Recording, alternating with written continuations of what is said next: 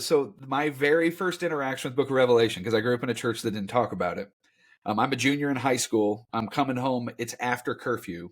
I was one of those kids that, man, sometimes I'd be in the moment at a friend's house and I'm like, it's worth getting grounded next weekend. And I would stay too long, but then I would try to rush home to make up for it.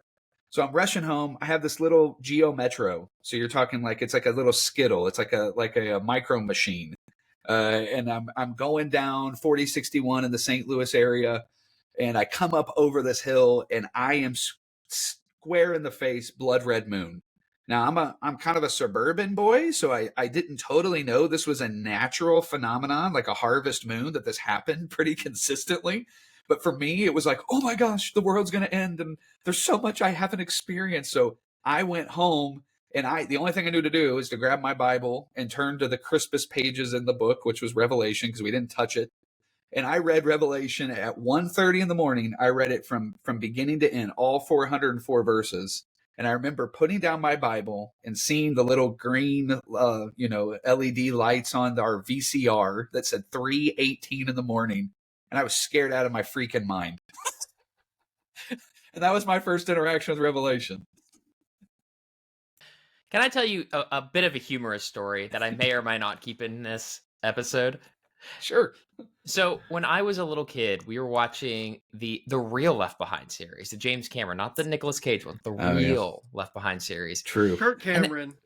That's true. Would have been a very different movie if James Cameron had James done Cameron. it. Yeah, that's right. James Cameron. Avatar. Yeah. High budget. Yeah. The $1 billion epic Left Behind. Kirk Cameron, excuse me. So I'm listening to Kirk Cameron and Left Behind. I'm watching it. My mom's got it on.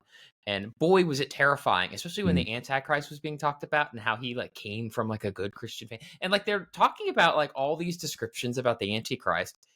And I'm sitting there going, you know who that sounds like? Me. What? You were throwing your hat into the ring for the Antichrist role? Well, yeah, and I'm just sitting there like sweating bullets, as a little kid. And I look at my mom and I said, Mom, could I be the Antichrist? Could I get possessed by Satan? And she looked at me dead honest, looked me right in the face and said, you could. I never had a more sleepless night.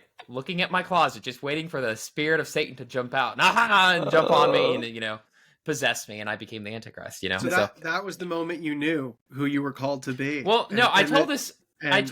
This is the origin story. I told this story once, and then one of my professors in the midst of this goes, well, the jury's still out on that, Seth. So here's what's interesting, though, about your story. First of all, it is humorous.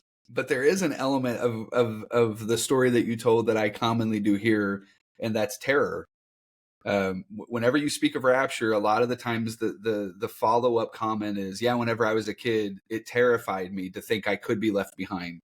I mean, you're the first person I've ever heard that was terrified about potentially being the Antichrist. But it is a doctrine that is rooted in a pretty consistent fear. A fear of not just being left behind, but a fear of what is the particular point in which I fall from being in to being out. There's a reason why I mentioned growing up in my churches that we believed no one outside of us was saved, and we really weren't sure if we were moment to moment. I mean, it was a fear-based setting. Most legalistic settings are fear-based. And whenever fear is the driving point of a doctrine, I think there's a moment we have to stop and ask ourselves the question, is this actually matching what it is the text is driving us to? So I was just telling my students the other day that I believe Revelation chapter 1, verses 17 through 18 summarizes not only the entire book of Revelation, but the gospel is that John experiences Christ on Patmos. He falls down as though dead. And then it says, and Christ reached out and touched him. And the first words that Christ says is, do not be afraid.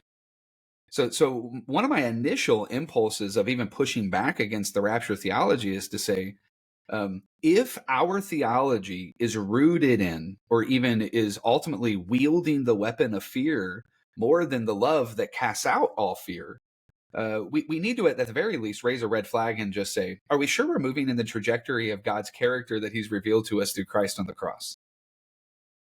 it doesn't mean we're not. It just means we should at least use that as a guardrail.